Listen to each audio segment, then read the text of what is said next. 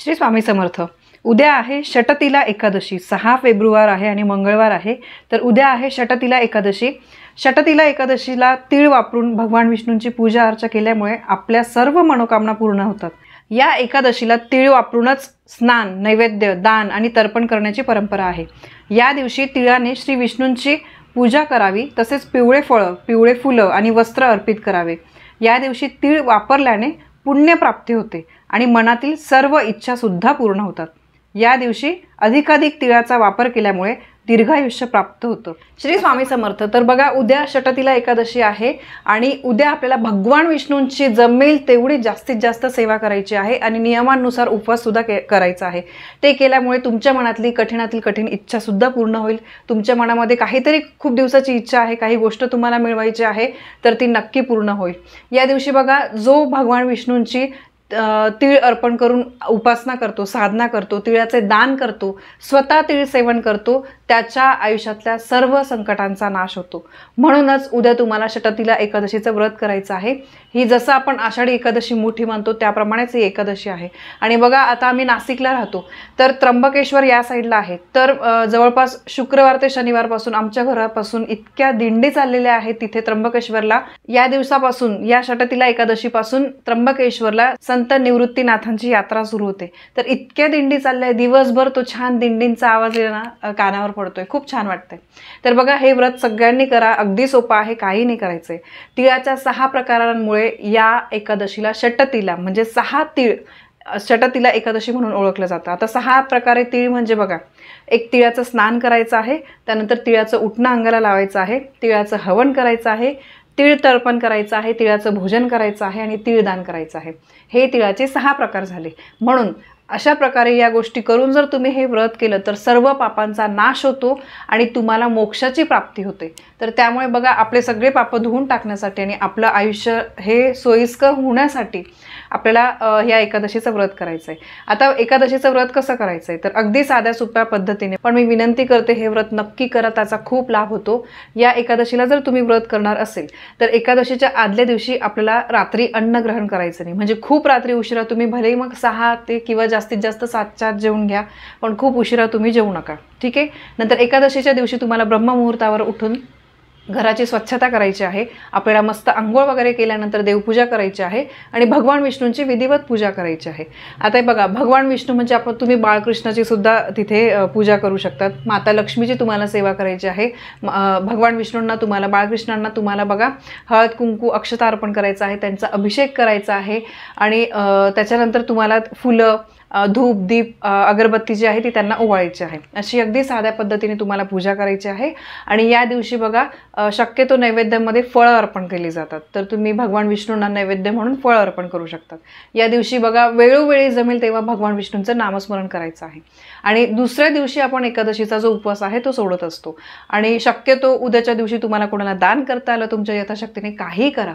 5 रुपयाचा वडापाव कोणाला खायला दिला तरीही चालेल, पण यथाशक्तीने काहीतरी दान होऊ द्या, गरजूंना ते दान करा। आता महत्त्वाची गोष्ट म्हणजे, बरेचसे लोक व्रत करतील पण काही लोकांना नाही जमणार, काही स्त्रियांना, त्यानंतर पुरुषांना व्रत करणं नाही जमणार। पण जर व्रत करणार नसेल तर या चुका करू नका। कारण काय, एकतर आपण व्रत करत नाही आणि त्यातल्या त्यात अशा चुका करतो, मग आपणच म्हणतो मी एवढं करते तेवढं करते, तरी पण असं का होतं। तर षटतिला एकादशीला चुकून सुद्धा या चुका करू नका। काय करणं टाळायचं आहे ते मी सांगते। तामसिक भोजन करणं टाळायचं आहे। शक्यतो एकादशीला कांदा लसूण, मांसाहार तर नाहीच नाही, कांदा लसूण सुद्धा तुम्हाला पाळता आलं हा नियम तर नक्की पाळा। कांदा लसूण जे आहे ते खायचं नाही आहे। नंतर एकादशीच्या दिवशी तुम्ही असे फाटके वगैरे काही कपडे घालू नका, उसवलेले वगैरे, स्वच्छ व्यवस्थित वस्त्र तुम्हाला परिधान करायचं आहे। यानंतर दुसरी सगळ्यात महत्त्वाची गोष्ट म्हणजे, एकादशीचा दिवस खूप महत्त्वाचा असतो। या दिवशी घरामध्ये ना शांततेचं वातावरण ठेवा। वादावाद, भांडणं, कटकटी होणार नाही याची सगळ्यांनी काळजी घ्यायची। कारण मग एक दिवस आपण बघा, नेहमी घर म्हटलं म्हणजे छोटे मोठे खटके उडत असतात, पण अमुक एक दिवशी आपण काळजी घेतली पाहिजे। जसं लक्ष्मीपूजन असतं, काही गुढीपाडवा असतो वगैरे, दसरा, अशा सणांच्या दिवशी जर कटकटी झाल्या ना तर त्या घरामध्ये माता लक्ष्मी कधीही राहत नाही। तिथे नेहमी मग काहीतरी भांडणं, कटकटी, वादावाद, तिथे काहीतरी आर्थिक प्रॉब्लेम, शारीरिक मानसिक आजारपण, हे सगळं तिथे चालू असतं।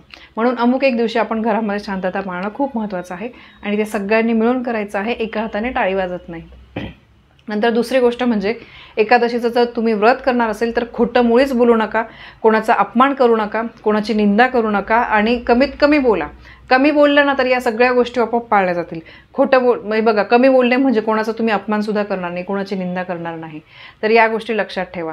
आणि मनामध्ये अहंकार, मीपणा असं बिलकुल ठेवू नका. नाही तर तुम्ही इकडे एकदम कडक उपवास करताय आणि इकडे असं काही कोणाबद्दल तरी वाईट विचार करताय, त्याला काही अर्थ नाही आहे. ठीक आहे.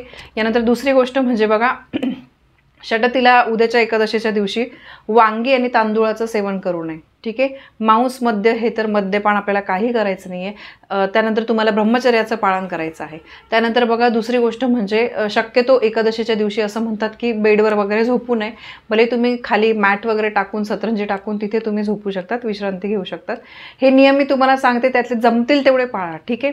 यानंतर दुसरी गोष्ट म्हणजे जसं मी तुम्हाला सांगितलं की या दिवशी वाईट वगैरे बोलायचं नाही आहे. नंतर महत्त्वाचं म्हणजे या दिवशी झाडाची पाने, फुले जे आहे ते तोडायचं नाही आहे. कारण बघा, एकादशीचे हे अमुक एक दिवस खूप महत्त्वाचे असतात. तर त्या दिवशी झाडंसुद्धा म्हणजे सजीव मानतो आपण, त्याच्यामध्ये जीव असतो, प्राण असतो, त्याची वाढ होते. तर त्याची पानं फुलं तोडल्यामुळे कुठेतरी त्याला इजा होते. म्हणून या गोष्टीची पण काळजी घ्यायची आहे. आणि दुसरी गोष्ट म्हणजे एकादशीला तुम्हाला काय करायचं आहे. आता हे झालं, काय नाही करायचं आहे, काय टाळायचं आहे, कुठल्या चुका होऊ नये याची काळजी घ्यायची, ते मी तुम्हाला सांगितलं. आता एकादशीच्या दिवशी कुठल्या चांगल्या गोष्टी करायच्या आहे, तर सगळ्यात महत्त्वाचं म्हणजे तिळाचं तुम्हाला दान करायचं आहे. तिळापासून बनवलेल्या वस्तू तुम्ही दान करू शकतात. एखाद्या गोरगरिबाला तुम्ही तिळाची चिक्की, तिळाचे लाडू वगैरे हे तुम्ही दान करू शकतात. आपण बघतो बरेचसे लहान मुलं वगैरे मागत असतात, त्यांना तुम्ही ते दान करू शकतात. या दिवशी भगवान श्री हरी विष्णूंना तीळ अर्पण करा. अगदी महत्त्वाचं आहे. छोटंसं तीळ आणि गुळ का होईना तुम्ही अर्पण करा. मनातली प्रत्येक इच्छा पूर्ण होण्यासाठी बघा, उद्याचा दिवस खूप महत्त्वाचा आहे, त्यामुळे नक्की करा. आणि सगळ्यात महत्त्वाचं म्हणजे एकादशीची कथा असते. प्रत्येक एकादशीची काहीतरी कथा असते, तर ती कथा नक्की तुम्ही ऐका. बऱ्याचशा म्हणजे तुम्हाला गुगलवर वगैरे पण त्या असतील, तर तिथून तुम्ही वाचू शकतात. संध्याकाळी तुम्ही एकादशीची कथा वाचा आणि तुळशीजवळ दिवा नक्की लावा. एकादशीला तुळशीचं पण खूप महत्त्व असतं, आपल्याला माहिती आहे.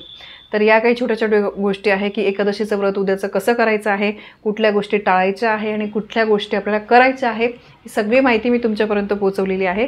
तर नक्की सांगितल्याप्रमाणे तुम्ही व्रत कराल अशी मी अपेक्षा करते. तर पुन्हा भेटूया अशा एका नवीन माहितीसोबत. तोपर्यंत श्री स्वामी समर्थ.